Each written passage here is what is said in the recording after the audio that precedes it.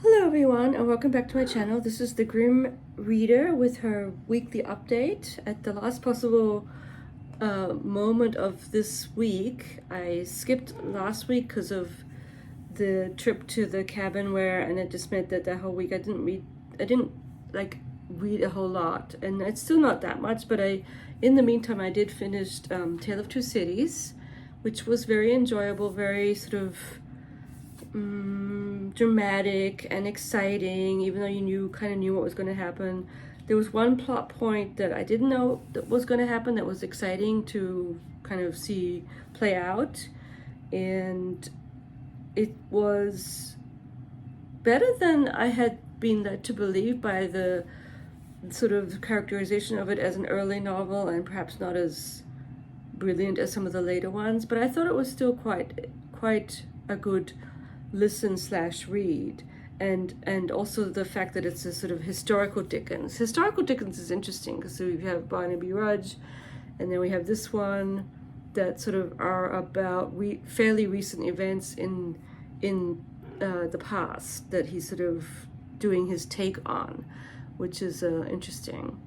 I did kind of I didn't go very deeply, but I went a little bit into his biography, and it's always so sad to see what happened with poor Catherine Dickens, and then he sort of falls for the much younger woman, and that's all rather sad. But I mean, I haven't really kind of gone deeply into, but I guess the sense was he fell out of love with his middle-aged wife who had given him 10 children or something. I mean, come on, guys, that's the patriarchy for you. But I digress. But anyway, this was very good. I started watching but didn't finish Katie's from Books and Things tier ranking of Dickens, because I wanted to see where all the novels fell for her. And she kind of indicated my dislike of Oliver Twist, which I love the movie, the silly musical version, which is, there's a gap between that and the actual novel for sure. But I really like the music because it's my sort of the musical that I listened to when I was young. But the novel, I started listening to it, and I kind of I found it kind of irksome. And anyway, and I didn't actually get to the point where she talked about this one, but it was very entertaining what I did watch, and I will finish it. So I don't know where this would fall. It's ahead of things like Little Dorrit, which I liked, but and it's kind of perhaps ahead of Barnaby even, because there are aspects of Barnaby that I thought were, I don't know, not as, I don't know, they just kind of, I found them a little bit like the one of the main sort of the Gothic elements of Barnaby I found a bit hard to follow. But so it's ahead of Barnaby and Little Dorrit, but of course behind Bleak House and David Copperfield, and even for me Nicholas Nickleby, which Katie didn't rank that highly, but I still contend was a great listen. I mean, I just really like I was surprised at how much I like Nicholas Nickleby. So it's sort of behind those, but ahead of the others. But it's still very good, and I highly recommend it, especially when it's read by Simon Vance. I have entered into the last phase of prep for the Grimm brothers biography chat, and so I'm sort of revisiting a biography that I read in German, and I picked up, but I'm not going to have time to read it all, and I don't really think I need to. This is a pretty new biography that's come out in English. There haven't been many English biographies about the Brothers Grimm, who happen, they're just sort of, for a lot of people, they don't really know if they were real people even. And they were. And they did a lot of interesting things.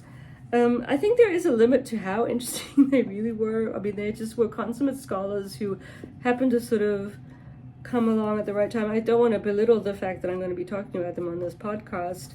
I mean, they are sort of interesting from a German perspective, and also from a sort of German cultural historical perspective. But I mean, maybe I think I'm just kind of a little bit tapped out on the Grimms because I've been reading up on them so much. And yes, so that's why I don't know how much I would get out of something like this. But I'm sure other people who don't know that much about them would get something out of it. And I'm not sure how it compares to the German one that I read, But I started it and it seems fine. I mean, I know of her work. She wrote a really interesting article about the how the Grimms kind of view race and how they talk about blackness in their the concept of blackness in their tales, which was sort of interesting because it's more, maybe one could say, even-handed than you would think, because they were somewhat open to folklore from all parts of the world, including Africa, and they were, especially Wilhelm was interested in this missionary who went to Africa and turned out to be interested in languages and kind of wrote up even translated some of the folklore, or sort of transcribed it and then sort of translated it into German, I guess. So I'm aware of Anne Schmiesing's work from other contexts. It's a pretty book, quite pretty. So that's that. So the Grimm stuff is going well. The actual event will take place for me next week.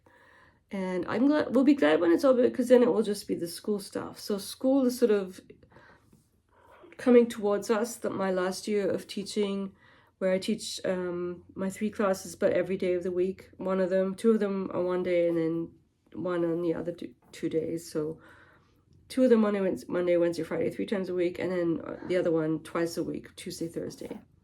And so the whole vibe of the city is kind of changing. Our little town is, even the Kroger's getting busier and stuff like that. But it's still a little ways to go. Let's see, what else? Basically the only other thing I'm still reading, I thought I might start, and I still might start if I have time, this interesting German book about February 1933 and what that month specifically meant for the arts in Germany after Hitler had come to power. And so it's sort of a day-by-day, blow-by-blow account of the arts, the attack on the arts, and then specifically, writers, what they had to do, what they were doing, the big famous ones like Thomas Mann moving out of Germany, and just kind of like the sort of impending doom of the Nazi regime. And I think it was a bestseller in German. I think it would be a very interesting and easy read for me. So I might still start that as a kind of a fairly sort of interesting, and not exactly joyful at all, but perhaps sort of comparing to what's going on nowadays in this country, in this wonderful country of ours that is not really mine, but that's being dismantled sort of in front of our eyes in this really sad way. But I thought that might be fun in quotes, interesting, fun. And then what else? There are other things that I might start, and then the one that's really my main read and that I really am enjoying, however slowly it's going, is The Duke's Children by Trollope, so the last in the Palliser series. And we're just moving along with into the gist of the story. And so we have the main guy, who's the older guy, so the Duke. It's about his relationship to his children. And so his daughter is in love with someone who he disapproves of, because basically they're not of the same rank, and they're not wealthy enough for his liking. And it's sort of interesting because he's a liberal, politically speaking, so not a conservative, which is his son, so who's sort of a bit of a ne'er-do-well, not as hardworking, not as serious a person, and he's decided to be a conservative. So Trollope's having fun with this one. And so sort of the silly son, but he is sort of the rank, and he's nobility, so he kind of he thinks of himself as a conservative, as opposed to the fact that the father, because of the family stuff, is a liberal. It's an interesting idea there.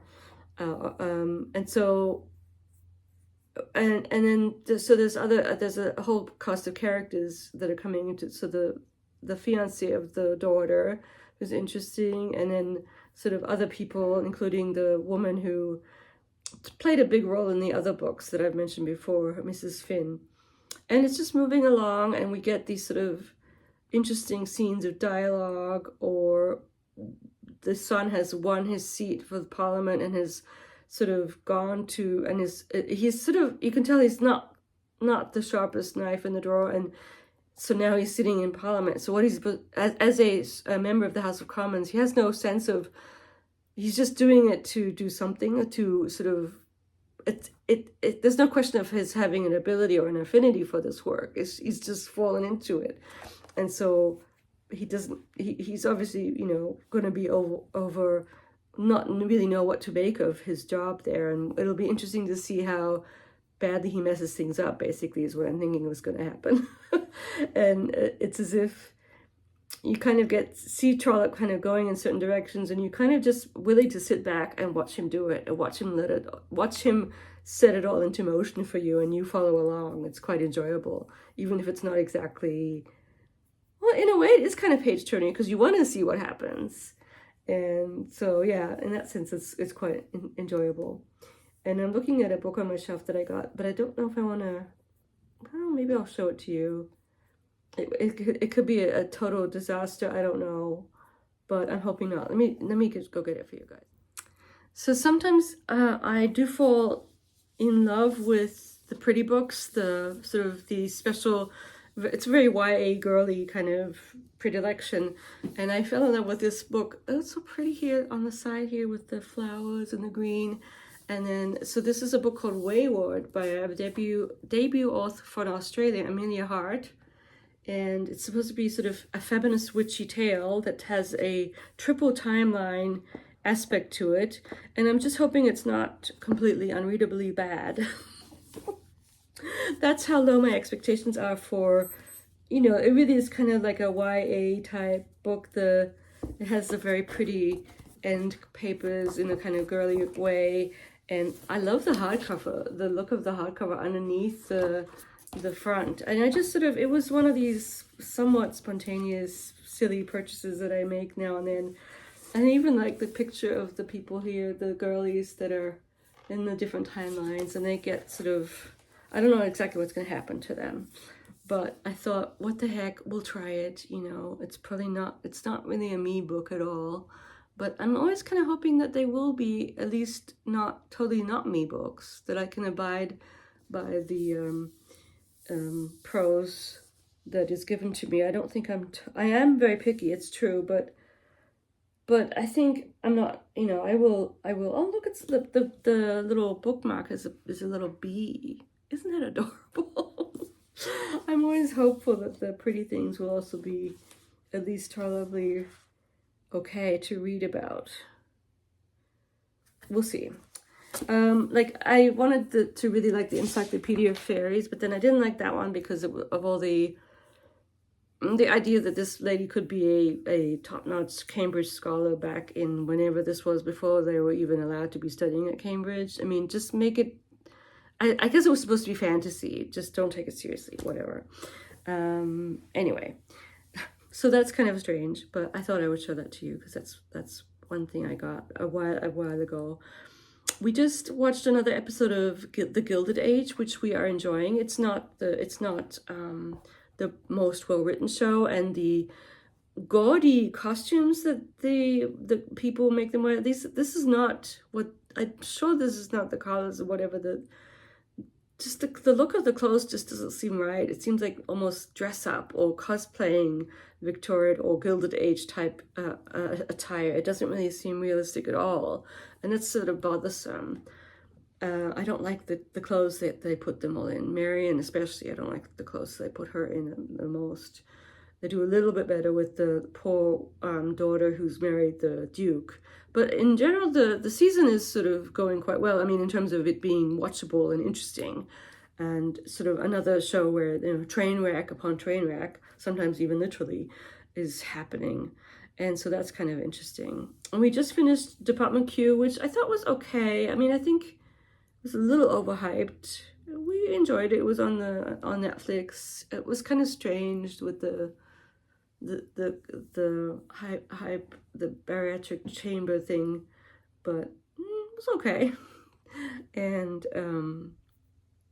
yes, so I think I'm going to stop here. This is just a little catch up, and I will be back next week. Let me know if you've read any of these or if you are watching Gilded Age and what you think of it. And I will be back soon. Bye.